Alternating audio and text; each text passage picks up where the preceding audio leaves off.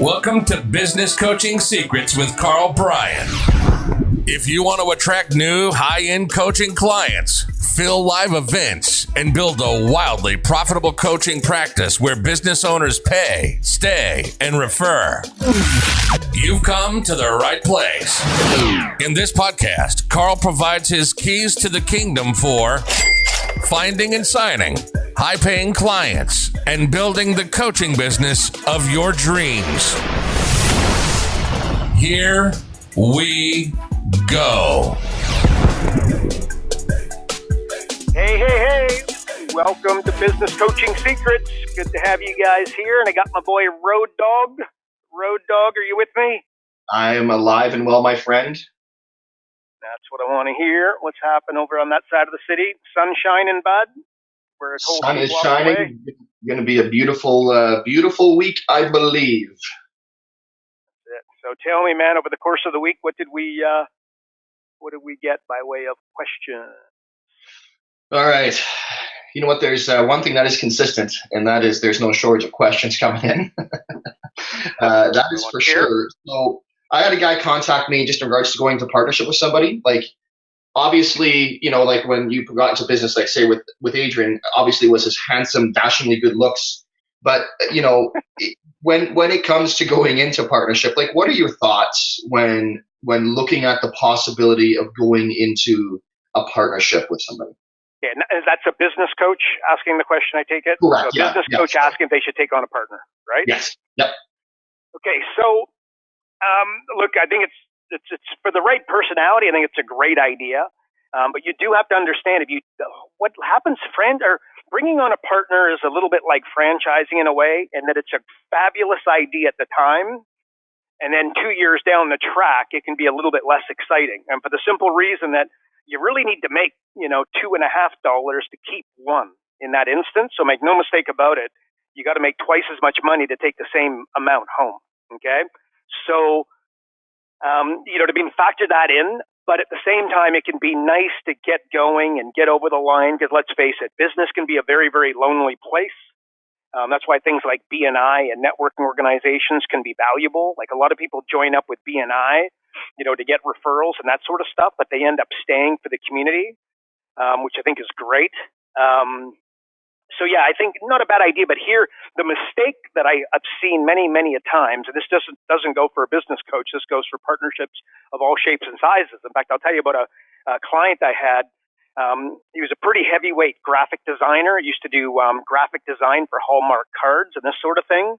Well, I'm like, man, we got to get somebody. He was growing out of control. He's getting busy. I'm like, you got to bring somebody on here, right? It wasn't necessarily talking about a partnership, but I said, you need to get some help. You know what I mean? Like you're growing. The guy was, to say that he was busy would be an understatement on steroids. Well, a couple weeks later, come back, he goes, Karl, I got great news. I brought somebody in.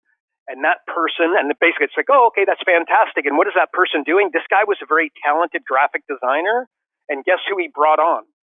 A graphic designer. And I'm like, but that's not the skill set that you need, right? You need something complementary. He needed a business guy, somebody to look at doing business development because he had the graphic design and, the artistry skills that make anybody jealous, right? So in other words, if you're going to take on a partner, what you've got to do is you have to have somebody with a complementary skill set to yourself. Like as you mentioned, Adrian Osh, right? My business partner, absolute legend.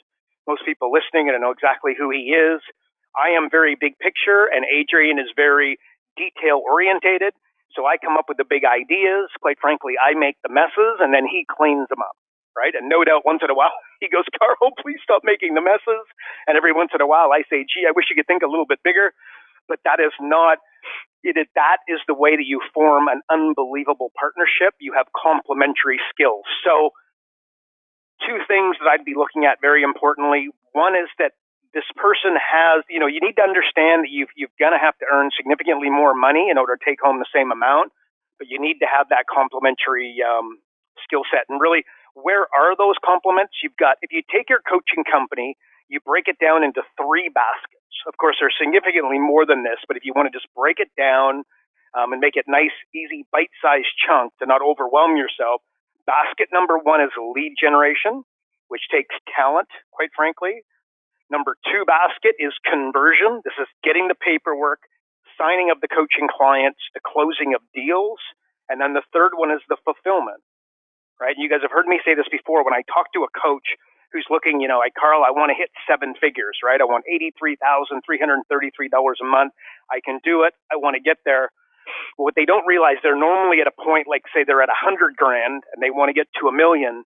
They don't realize that the big log jam, the bottleneck will be in the fulfillment, in the time to coach the clients and do it at a standard to keep those guys continuing to pay. Because if you want to build a coaching company and hit $1 million, retention is going to be significantly more important than lead gen, as in taking on new clients.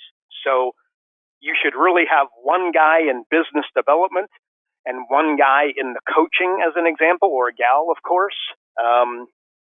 That's the way I'd be looking at the coaching. So Road Dog, that's what I'd say, bud. Those are the things to watch out for. But I think it's a great idea, for somebody who really feels like they need that partnership and need somebody to kind of not hold their hand, but just that, they don't want to fall into that kind of lonely business coaching trap, which I think is common. Well, it makes complete sense, dude. Like, just looking at that and just thinking about that, it's like if you're hiring another version of yourself, and especially a guy like you with your charisma, if you will, then all of a sudden it's like your fulfillment is going to be a bit of a gong show at the end of the day, right? So that's really good. Switching gears a bit, and it's funny. This question actually, it's perfect because I've got a coaching call at 10 here. So, and somebody just said, like, how do you prepare for a call when you're looking to close a coaching client? Obviously, like, I'm picturing like the mini trampoline, like Tony Robbins. You're pounding your chest, you're shouting out loud. Like, what is? Let's reveal the mystery of what Karl Bryan does before he gets onto a closing call. It's not. Look, phrase that comes to mind immediately is you got to respect the prospect. So many times I'll talk to a business coach and they've gone like Ray. Actually, like Ray, I should ask him. We were talking to Ray earlier. He just signed up his first coaching client. It's an accounting firm. I just wonder, before he spoke to the accounting firm, how much time did he take to research the owners of the accounting practice and then research accounting practices generally and make sure that he has got a roadmap on how to go about helping them before he starts. Do you know what I mean? So what would I do? First thing, like, I would research the business. Okay. I would find the owners. I would then look for them on Facebook. I'd look for them on LinkedIn. I'd look for them on Instagram. And what am I looking? I'd look at their website. I'd look at any articles, like say there's a local newspaper that's an article on their business, on their family, what have you. He might be in, this business owner might be involved in, BMX racing, as an example. This owner might be heavily involved in coaching hockey. All of those things, you'd be blown away at how far it will go for when you sit down with them to get them over the line. The biggest thing, though, that I would do is I would research the industry and I would be armed. This is going to drive into the certainty, guys. Certainty is just, it's so critical that if you want to be good at closing coaching clients, you've got to feel comfortable that you're going to be able to help them, right? Because don't kid yourself. So many times a business coach, this isn't something that they'll say outwardly, but it's, they're sitting with somebody and in the back of their mind, they're thinking, can I really help this guy? Can I really help them create their sales process? Can I really help them build this website, drive this traffic, create this, social media presence on Facebook? So what I would do again is I would find an unbelievable, like, let's say, a list of 25 ways to help a particular business owner, right? So like, you're going to go sit with a restaurant. What would you do for them? Like, when somebody goes and sits in a restaurant, there's something called a table, right? They're immediately going to be looking at. Well, advertising on top of that table, it's crazy not to have it. What kind of advertising? Kids eat for free on Sunday. Half price pitchers on Tuesday night. Monday night football, whatever it is, but you should have advertising on the table with 100% certainty. Other thing, like, if somebody comes to sit down in your restaurant to eat, I guarantee that they're hungry. Okay, well, offer them kick-ass bread as soon as they sit down. I'd be amazed. Sometimes they will decline it, and that's totally fine. Often they're going to take you up on it. You just added $6 to the bill. You also have to get good at the end of the night. Coffees, wine, a bottle of wine, right? A couple of drinks. At the beginning of the meal, like, the meal is only going to, they're having a steak sandwich. They're having, spaghetti bolognese, whatever it is. Like, there's not magic in between. It's before and after, right? Leave with like when people come into a restaurant, they'll find that you'll go to your favorite restaurant and you go, say, every month.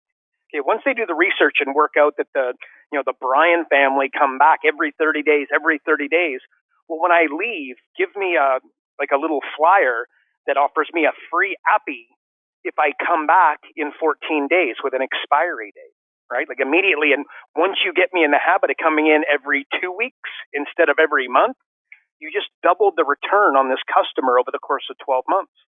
The problem, though, is a lot of these things aren't all that exciting in the first week, in the first month, and it takes a lot of training with your staff and disciplining with your staff and reprimanding your staff, which is never fun. But the difference it can make can be absolutely unbelievable, right? So what am I getting at? Before I sit down with the restaurant, I want all these little tricks in my back pocket so that when I'm selling, I'm going to sell from the point of total certainty that we're going to absolutely blitz this, that everything I'm sitting there and promising them, I'm going to be able to do in spades, right? And in fact, another great thing that you can add for a restaurant, pre-packaged meals. So it's a great little business. They've got the commercial kitchen sitting there between 11 p.m. and roughly noon. The kitchen isn't doing anything. You could bring somebody in on a different shift and put together, and that could be what you advertise on the table, by the way, for pre-packaged meals for kids to take to lunch and pre-packaged meals for mom and dad, like for dinner time, can be a great add-on business. But the bottom line is, do some homework. If a realtor, if you want to help a realtor, all you do is you help them. Referrals drive realtors' businesses. End of story, right? Well, what you do is you run a party for the family leaving, because they always leave the house and go, shoot, we should have had a going away party. We're going to miss all of our neighbors. And then when the family moves in, you throw a party to introduce them to all the neighbors, right? You do that. The referrals that you will get with those two parties will blow you away. Number one referral strategy for a realtor. Outside of advertising, that will probably drive more sales per year for a busy realtor than any other strategy. If you get a lawyer, do you want a will with that? 90% of American families don't have a will. If you've ever had anybody close to you die without a will, you'll know what an absolute gong show and mess that creates. Everybody should have it. There's a perfect do you want fries with that offer for a lawyer, right? If you got I used to own a sporting goods store. I used to own a hockey rink, and then I used to have a hockey shop. Well, in my hockey shop, I created a starter kit. That starter kit at the end of the year probably made as much money as everything else in my shop combined.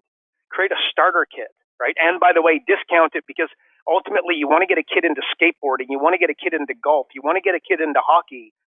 That first purchase is nothing in comparison to what they will spend over the next 10 years, right? The lifetime value of a client. We'll create a starter kit.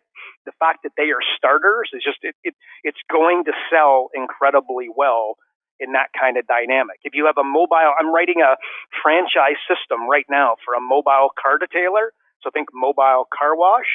Well, one of the primary strategies, just imagine somebody's washing your car, okay, and this is going to be out the front of your house. Well, before they start, they pitch a tent, and just imagine the tent, though, doesn't have four sides. I've probably come up with a better name than a tent, but whatever, you get the idea. But it's going to cover my car while he's cleaning it, from the sun's rays and maybe rain or whatever, okay? But that tent is going to you're going to spend a few $100, and yes, they're going to spend some money, but get, really, really cool graphics on it. The referrals that will come as a result of having that tent up will blow you away, because neighbors are going to be driving by, walking by, and wonder what the heck is happening underneath that tent, and what are they doing to Karl's car, right? Well, that will drive through. And then, by the way, if you want to know, and then you do the good neighbor program. So while you're doing it, you also drop off on one side of the street, 6 houses on one side, 6 houses on the other, okay? And you just go down and say, hey, I'm doing Karl's car on Sunday. While I'm in the neighborhood, it's going to be less expensive for me, so I'll give you a 10% discount if you do it.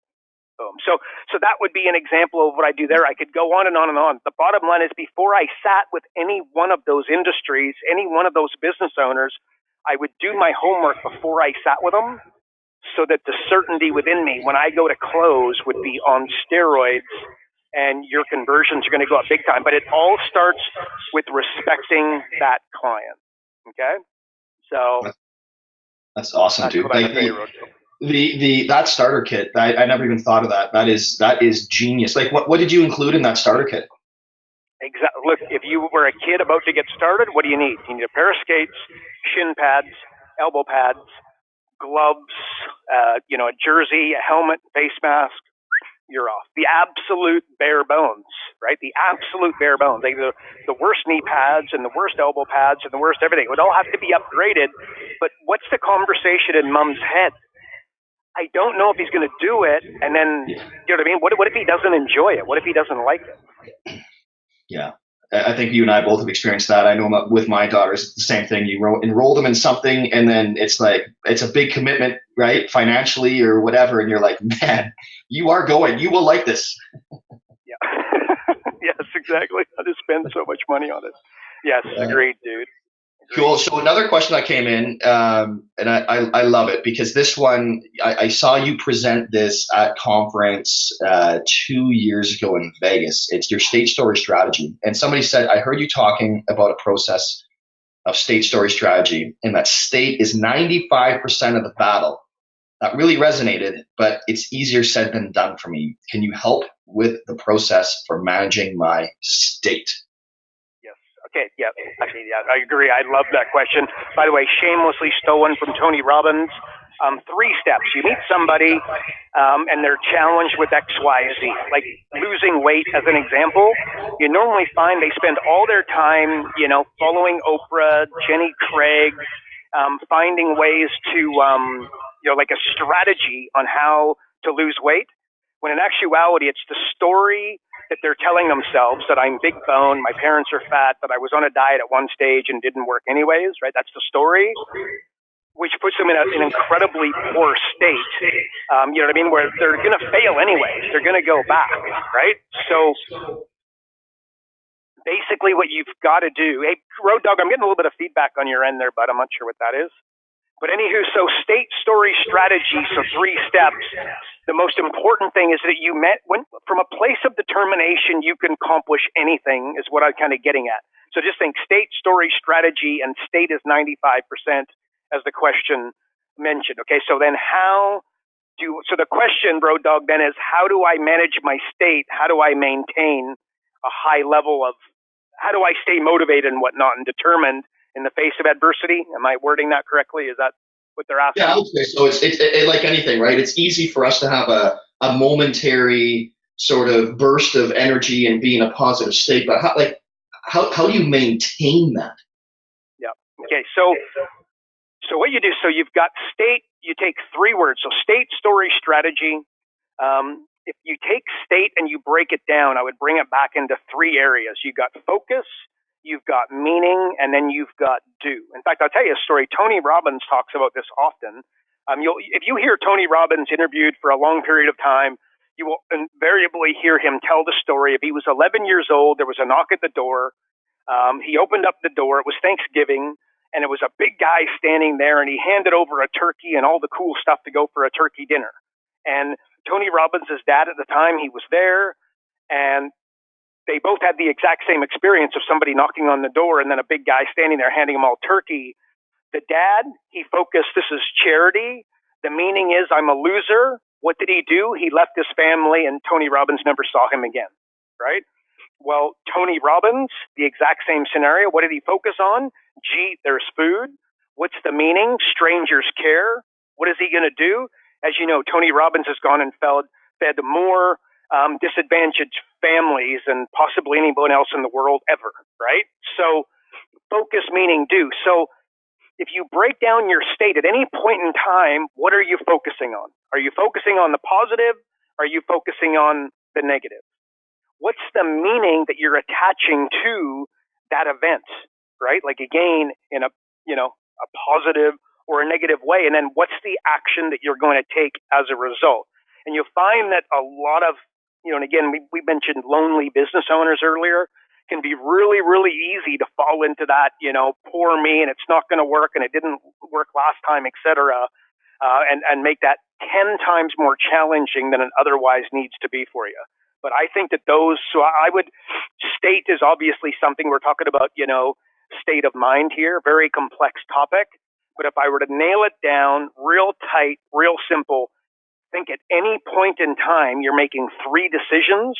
And those are, what am I focusing on? What's the meaning I'm attaching to what I'm focusing on? And what am I going to subsequently do?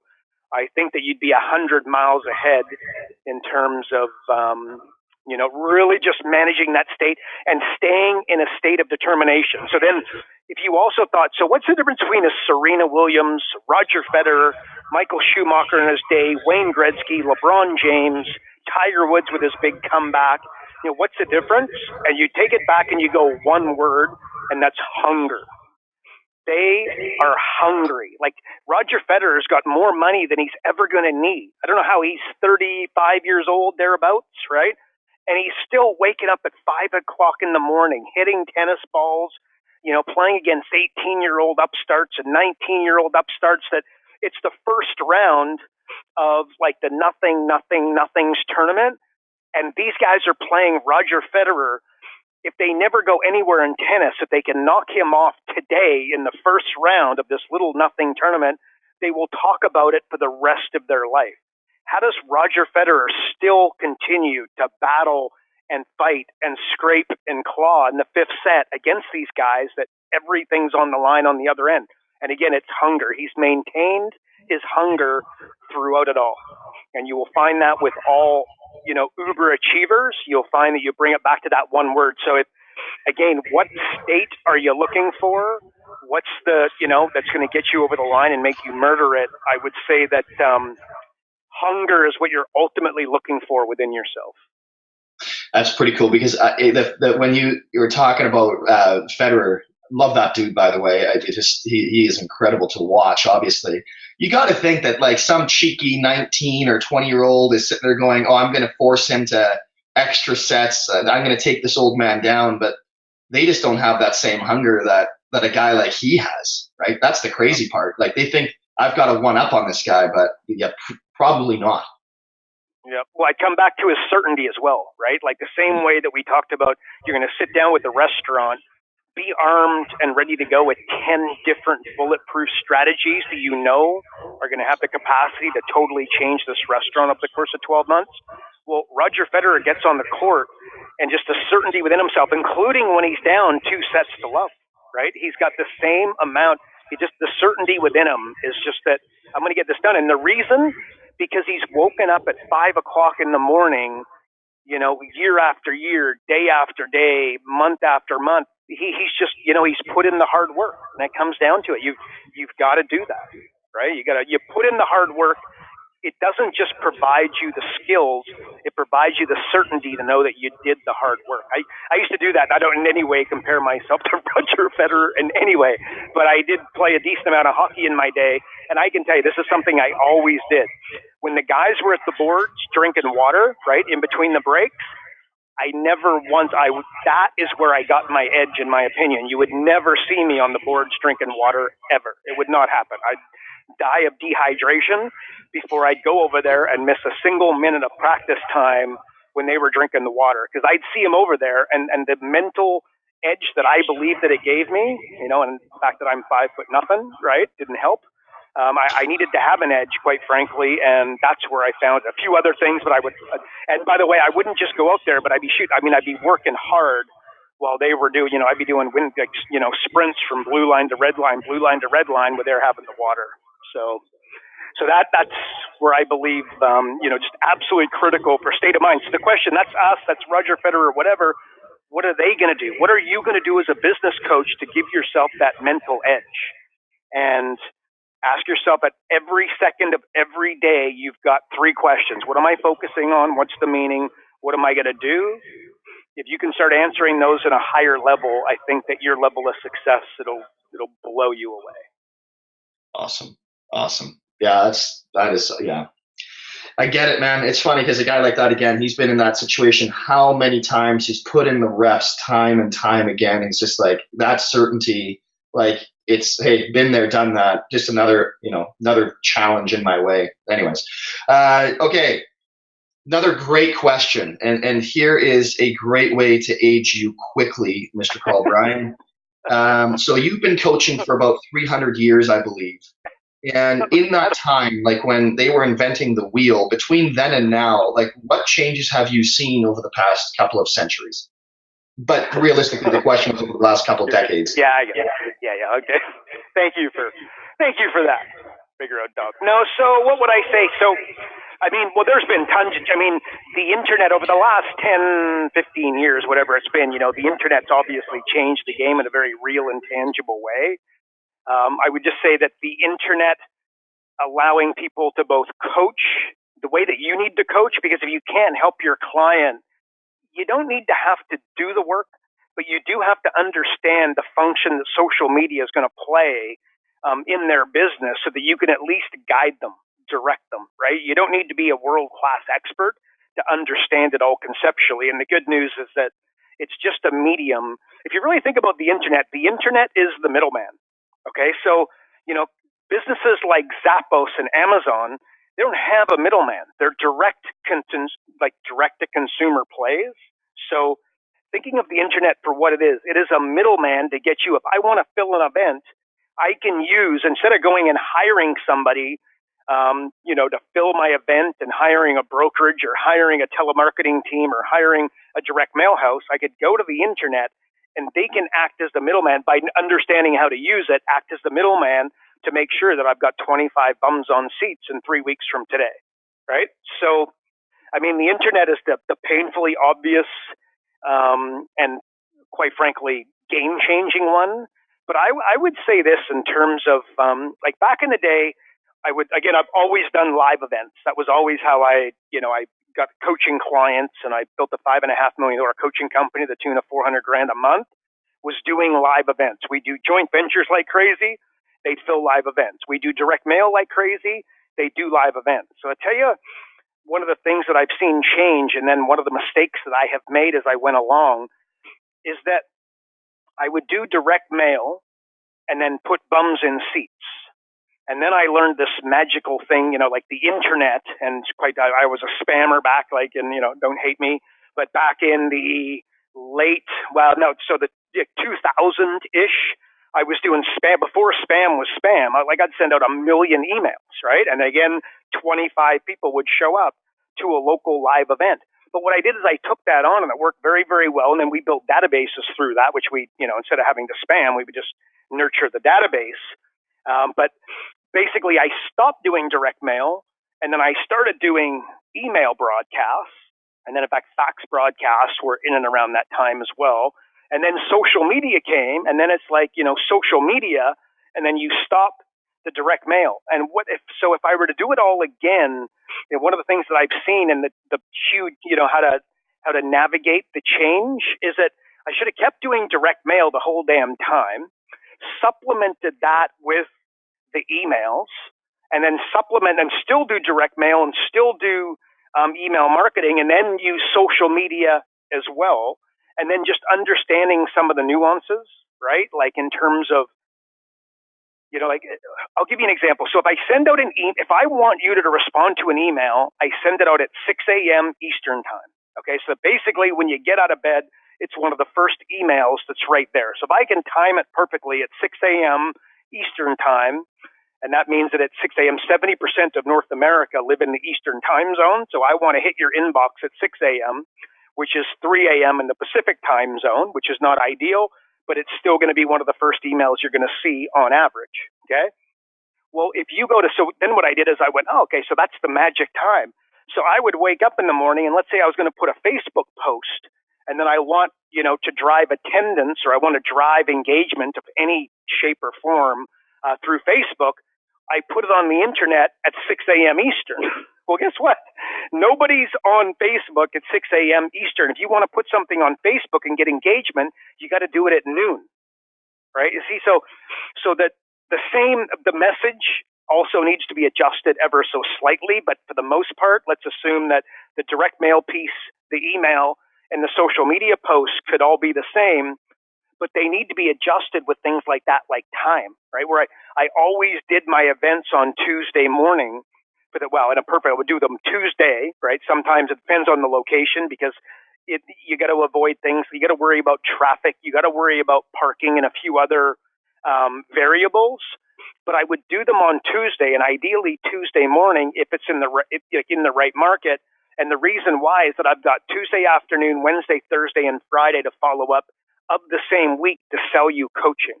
Okay, Monday is not a great day, especially because of the follow up. Because I want to be, like if you come on Tuesday, I call you on Monday to remind you and send you an email.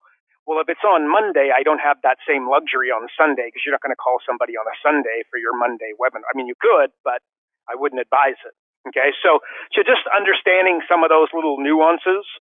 So I would say that, so that the solution and the mistake that I made was doing one and then not the other, doing one and then not the other. And all of them should, I don't sound so obvious as I say it, but I would challenge you to have a look at your own performance over the last few years and see if there's things that you've dropped off that actually worked. And then you drop them off for no particular reason just because you went in another direction. Well, why don't you keep all of those things happening simultaneously? In fact, I'm going to take it to another level with an 85% predictability. If you give me a small business owner, I don't care, butcher, baker, candlestick maker, whoever, the number, let's assume they've been in business for 3 years, right? So they're not a total startup. The number one form of lead generation that they use to get going, they're no longer doing with an 85% certainty. So here's the really good news. When you start coaching this client, obviously generating leads is a major hot button for an enormous amount of business owners. And if you've got that magic skill, that silver bullet as a business coach, look, again, you're not normally short of a coaching client, because if you can help them generate leads, they're very happy with you. Well, I just gave you all you need to do is revisit what they used to do that they're no longer doing and re-implement it. Boom. You just, with 85% certainty, you have got not only a lead generation mechanism, but probably a kick butt lead generation mechanism that they can then launch. So, yeah, buddy, that's how I'd say that, man.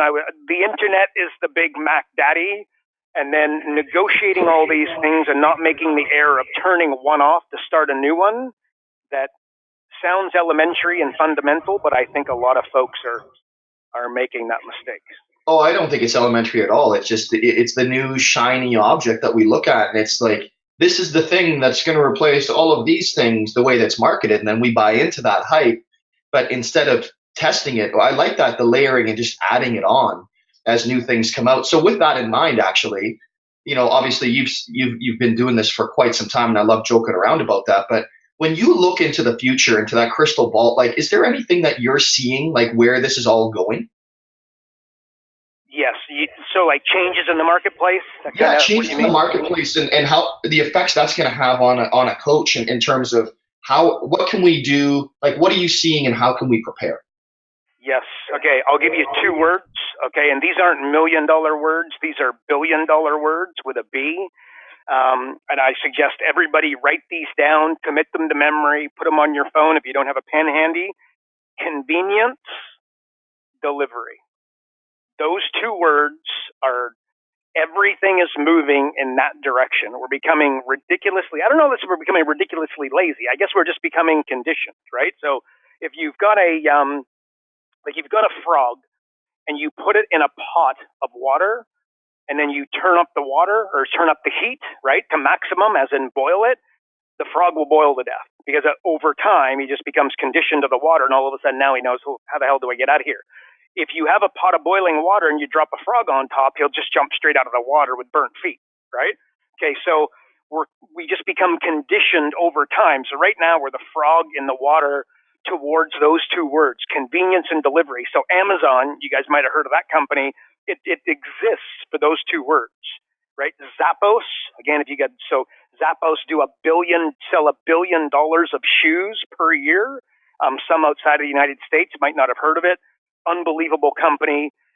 Again, convenience and delivery. So you guys have heard me say this, like convenience stores, right? Like 7-Eleven is, unless they completely change their business model and they are a 100-year-old company, they are going out of business. End of story.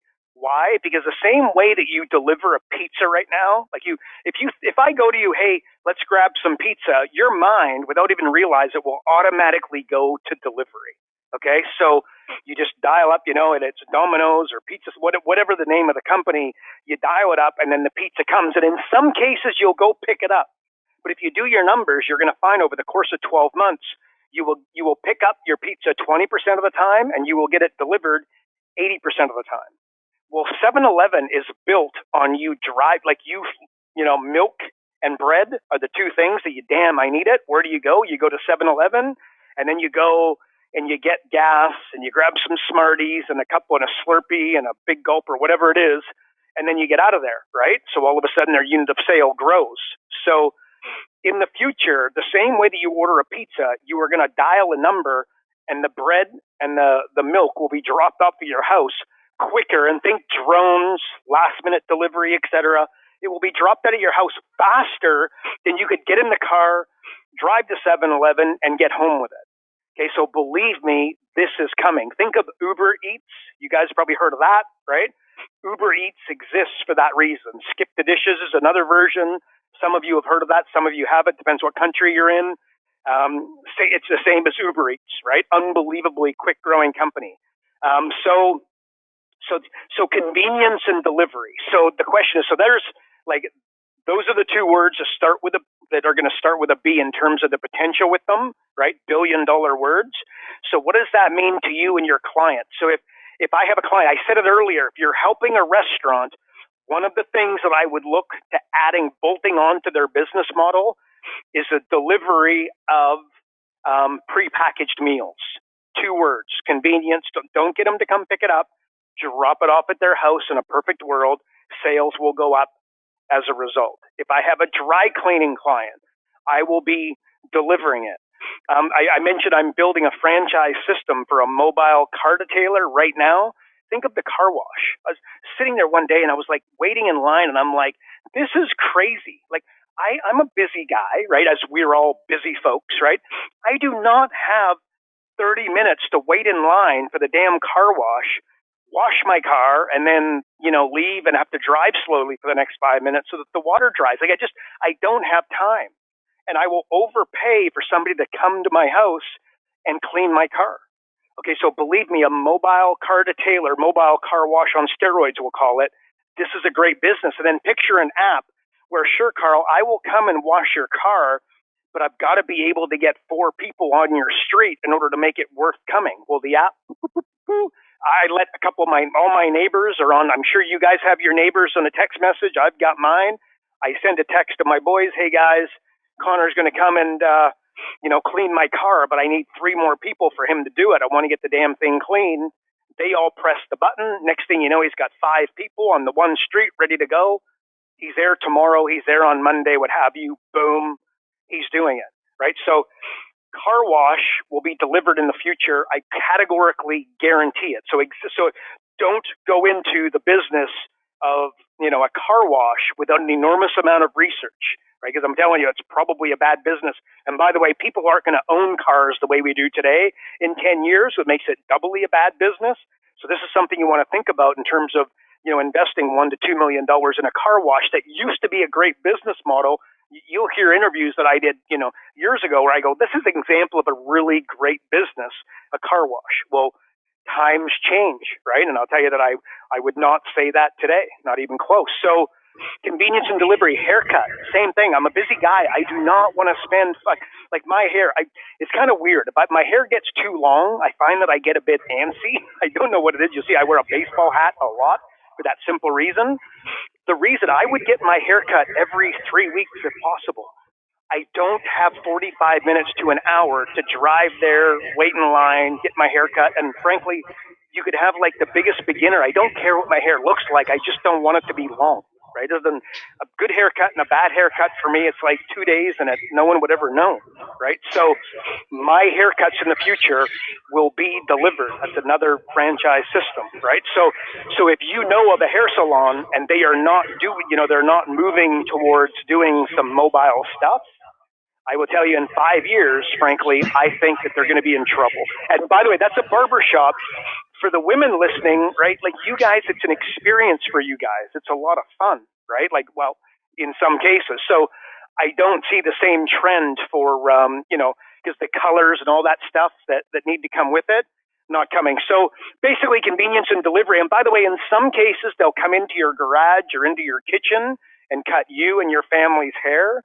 In other instances, they're going to have that trailer on the back of a truck. We've all seen that business model. They'll be cruising around your neighborhood. And again, picture an app. And Carl, I'd love to come cut your hair. I'll need to get 3 other people on your street in order to make it worth my time. Ping, ping, ping. I message the boys. We come, we jump into the trailer. It'll be heated. It'll be air conditioned. She'll have a couple beers. She'll have coffee. She'll have hot chocolate, whatever it's going to be. And we get our haircuts. So delivery of haircuts is coming in the future. I can categorically guarantee it. 100%? No, it'll be an 80-20 thing, right? The same way there's still pizza shops, but they're very small. They don't have a huge amount of seating, right? And this is the trend that I believe that's the way a lot of service-based industries will be going.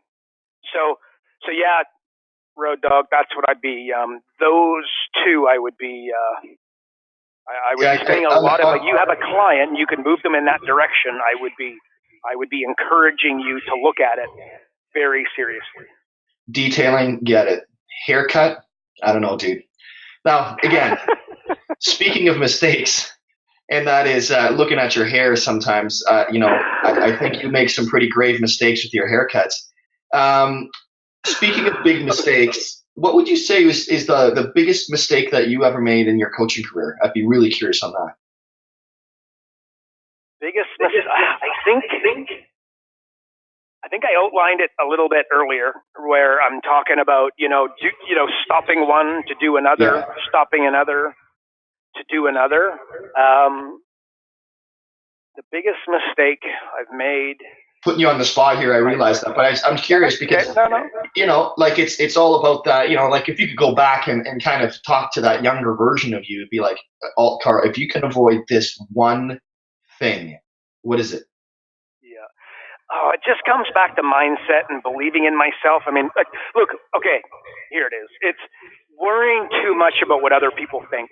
End of story. Like before I did my first live event, right? Pooping my pants, like, what will they think? I didn't realize that it was just a stepping stone towards 100 other events, right? Like it wasn't, it's like, in fact, I was thinking about this yesterday. It's funny. I was at Toys R Us with my daughter. We had a daddy-daughter weekend, and I took her to Toys R Us, and it was like when she was, so this guy was running around with a baby, right? And I remember when she was a baby, I mean, I'm not stupid, right? I knew that she's going to grow up, but like, you kind of feel like that's your new normal, right? Like I'm never going to ever sleep again. You know what I mean? Like I'm never going to be able to do anything without being on high alert with spidey senses, making sure that she's safe and, yeti. So like clearly that's not the case, right? And I can sit down with my daughter and actually have a conversation, and she can, 100% make me laugh, with her charisma and, funny, witty comments. So it's the mindset of worrying what people were thinking, and then understanding that they don't give a crap about what I am and am not thinking. And then to that end, it's like, because I was worried about the one event and the success and how many coaching clients, and very importantly, what people would think of me while I was doing it and afterwards, and whether or not I did a good job. But then understanding that one event would be a second event. And remember, so we run a program, right, Live Event Mastery, where we can help folks fill events. And this is kind of the magic of it, is that if I do an event and I put 10 people in the room, and by the way, that's kind of like a formula, because you don't want to have 25, 50 people, because your follow-up will suck, and then you're going to smoke good leads. So you want to put 10 people in a room, 10 decision makers, and then follow up like a rock star, and then put another 10 people in the room. So the formula looks like this, where you do your first event, you put 10 people in the room, you do a great job, you do a poor job, they think you're a tool, your jokes fall flat, but it's a lead-in to doing the second event. Well, let's say you get 10 people that say maybe, like I would like to come, but they can't come. You get 10 people that show up, and then really importantly from the people who show up, you also want to get referrals from them. And quite frankly, if you just direct them to the bottom of your feedback form and say, write down 2 other business owners that need this stuff that should be here, and I'll contact them and offer a freebie as well, you'll find that you should be able to get 2 referrals per person in the room. So let's say you do half of that and you get 10 referrals, 10 attendees, and then 10 maybes. Well, your second event, you've got 30 people now to follow up with to get that room filled. So let's say that one of those 30 come. Well, now you've only got to get 9 people. But so for your third event, you've got 60 people to follow up. And by the way, I'm getting better. The wheel's starting to turn. I'm getting a little bit charismatic. I'm getting a little bit more comfortable. My jokes are coming off a little bit better, et cetera. Like, I mean, Tony Robbins has done I remember seeing UPW in like 2003, let's call it. And then I went a few years ago. I took my 21-year-old up. She was 18 or whatever she was a few years ago, but she was 18, say, at the time. And I took her to UPW. It's pretty much the same damn event, right? Although he can only talk one day at a time now. So one day is Tony, the next day is video, and then the third day is Tony, and then the fourth day is the health guy, Joseph. But at the end of the day, it's the jokes are the same. He cries at the same spot. Like, you just blow your mind. It's the same, but it's just one after the other. So the big mistake that I made was just being in my head and worrying so much about what people might think and whether I may or may not be doing a great job, or, if it was or was not going to come off. It was all a stepping stone to getting significantly better at it now. Like, I've done 400 local live events. Like, I could do an event tomorrow with no practice, no workbook, no preparation, and I'm positive I could get up there and do a great job. Right? A little bit of preparation would be a good idea, and I'd like to know who's going to be in the room so I could do some homework on them and research them a little bit. But generally speaking, I'm just, by not worrying what people were thinking and just doing the damn job and, getting over myself, just being comfortable that, it all, it was all good. Things were just going to look after themselves. I think that sounds a little bit platitudinal, but I don't think it is at all. I think it's just people don't give a crap about what you're thinking, what you're doing. And it's so easy to do an event. When I thought, like, my first few events, people would say, oh, look, that was amazing. You did such a great job, and that was fabulous. But when I look back now, by the standard that I now hold myself at, I mean, they were less than terrible, right? But that wasn't the reality for the folks in the room. And that, provided you do the preparation and whatnot, you'll do a bang-up job. So just getting out of your own damn way, and it is a process, more than it is do X, Y, Z. That's good, man. I like that too, because it's the thing that popped to my mind right away was it's more you're just thinking short term. You're thinking about this one presentation. You're not thinking about this is just the setup. This is just the practice. Like, how many things have we done in life? Imagine how many things do you do, or, sport wise or whatever, that if you were terrible at it the first time, you wouldn't have done it. And the joy and everything else you would have missed out on, because now you actually enjoy some of these things. 100. It's your kids learning to walk, right? Yeah. I mean, they just falling straight on their face. Like, at no time do you say, look, this walking thing's not for you. You know what I mean? And I know it's that old adage, and you know what I mean? We've all heard it, but it's so true, right? It's just so true. But what will stop you, look, fear and anger are the enemy of everyone, right? The amount of things that you don't do by being, for being fearful, and then by the way, the anger, and often the anger is directed at yourself more than somebody else, but fear and anger are your enemies. End of story. That's awesome. Yeah. Love that. It's so true for everything that we do. But anyways, dude, I think we should give it a wrap. We got a whole bunch of questions here. We'll start. I guess we're going to start building a list. That's cool. But any final words of wisdom from the business prophet? Just do. I think people, especially in our space, coaches by nature, we love to, read and listen and, audios like this and all kinds of videos, and it's Tim Ferriss and it's Tony Robbins and it's Gary Vaynerchuk and it's Grant Cardone or whoever it is. Just get out there and do. There is, no magic pill to any of this stuff, but the quicker you start doing, the quicker you're going to start receiving the rewards. So, just, don't spend too much time. In fact, another thing, like, ran a course, basically how to use the internet to get coaching clients. And the number one thing that I would say, you talk about mistakes, the number one mistake that coaches will make is that they join a bunch of groups with coaches, which that's fine to have like one or two groups that you follow with other coaches, like people in your space. But if you want to use the internet, you've got to get into groups where your clients are. Like, there's the magic pill, right? So don't spend all your time, learning and bandying back and forth of what you may or may not do and great strategies. Just damn well go out there and do it, and don't get caught into that trap of spending too much time, thinking about this stuff. Just go make it happen.